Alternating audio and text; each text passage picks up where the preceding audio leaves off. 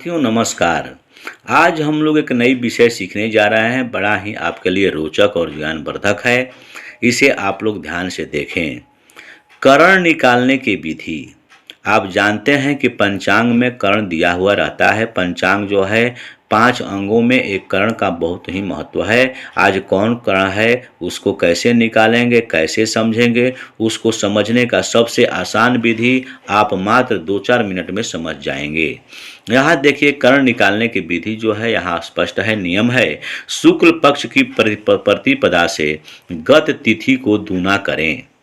यदि 7 से अधिक हो तो 7 का भाग दें, जो शेष बचे उन्हीं को करण समझें। यानी अर्थात आज कौन सा करण चल रहा है उसकी जानकारी हम इस साधन से, इस गणना से समझ जाएंगे। पहले इस एक नज़र हम लोग कर्ण पर ध्यान देते हैं कि कर्ण कितने हैं। जैसे बहुत से हमारे साथी जानते होंगे कि कर्ण हमारे कितने हैं, लेकिन जो हमारे नए व्यूअर होंगे उनके लिए यह बहुत ही उपयोगी होगा। इसलिए हम लोग कर्ण पर थोड़ा चर्चा करके उसके बाद आगे साधन पर उदाहरण के साथ समझेंगे। आप वीडियो को थोड़ा सा देखेंगे, ताकि आप अंतिम तक देखेंगे तो अच्छी तरह से उदाहरण के माध्यम से समझ पाएंगे। जैसे देख लीजिए, यहाँ पर कर्ण जो है, कुल कर्ण 11 होते हैं, जिसमें बौ, बालव, कौलव, तैतिल, गर, वणिज, विष्टि। विष्टि को ही आप भाद्रा कहें, समझेंगे। यानी कहीं कहीं पंचांग में विष्टि लिखा हुआ रहता है, कहीं कहीं पंचांग में भद्रा यानी भ लिखा हुआ रहता है। यानी ये 7 जो हमारे कर्ण हुए, ये चर संज्ञक हैं। यह पुनरावृत्ति इनकी होती है, लेकिन 4 कर्ण जो हैं यानी शकुनी, चतुष्पद, नाग और किंस्तुधन, इनकी पुनरावृत्ति नहीं होती है। ये स्थिर संज्ञक हैं। यानी 11 में 7 जो है चर संज्ञक हुए और 4 जो हुए स्थिर संज्ञक हुए। अब चलते हैं आगे। ये भी ध्यान रखें कि एक दिन में 2 कर्ण आते हैं। अब देखिए उदाहरण के माध्यम से।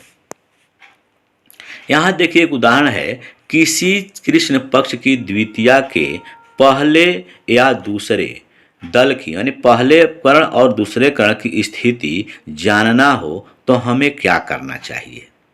इसके लिए तो गत तिथि शुक्ल पक्ष को कृष्ण पक्ष की प्रतिपदा हुई, यानी गत का मतलब हुआ, यदि हम लोग को द्वितीया तिथि की जानना है तो गत तिथि कौन हुई, तो हमारी प्रतिपदा, यानी कृष्ण पक्ष की द्वितीया है आज, तो कल हम पिछले दिन जो बीता हुआ कल है उसमें कृष्ण पक्ष की प्रतिपदा होगी, यानी गत, यानी जो बीत चुकी है। अब देखिए, अब गत तिथि प्रतिपदा से पीछे शुक्ल पक्ष प्रतिपदा तक की कुल तिथि संख्या 16 हुई। यानी नियम में आप लोग यहाँ देखे हैं कि शुक्ल पक्ष की प्रतिपदा से गिनती करना है गत तिथि को दूना करके। उसी नियम पर यहाँ पर बताया गया है। तो अब गत तिथि प्रतिपदा से पीछे शुक्ल पक्ष की प्रतिपदा तक की कुल संख्या जब गिनेंगे तो हमारा संख्या प्राप्त होगा 16। यानी शुक्ल पक्ष का 15 दिन और प्रतिपदा जो है वह गत तिथि हुई, तो वह एक 16 दिन, 15 एक 16। अब नियम है कि 16 को दूना करें, तो 16 का दूना करेंगे तो 16 दूना 32 भाग, और नियम है कि 7 से हमें भाग देना है, तो 7 चौक 28, यानी 4 हमारा शेष हुआ, और लब्धि भी हमको 4 प्राप्त हुआ। तो कहेंगे कि पहले दल में तैतिल कर्ण और दूसरे दल में गर कर्ण होगी। अर्थात कैसे हुआ पहले दल में तैतिल, क्यों कि 4 आया है, तो 4 आया है तो 4 नंबर पर तैतिल है, और दूसरे दल जो होगा, यानी दूसरा भाग जो उस दिन, यानी पहले भाग में तैतिल और दूसरे भाग में गर।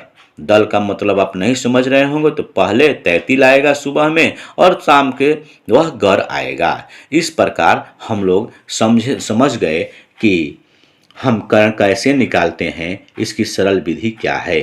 आप इसको अपने से भी, अपने घर पर भी अपने कॉपी कलम लेकर के इसको आप पंचांग सामने रखें और पंचांग सामने रख करके और इसको जैसे मैंने एक तिथि बताया है उसी तरह आप भी एक तिथि का चयन करें और उस दिन इस गणना के अनुसार निकालें, आपको भी यह प्राप्त हो जाएगी। वीडियो अच्छा लगता हो तो लाइक शेयर तथा सब्सक्राइब करेंगे। धन्यवाद।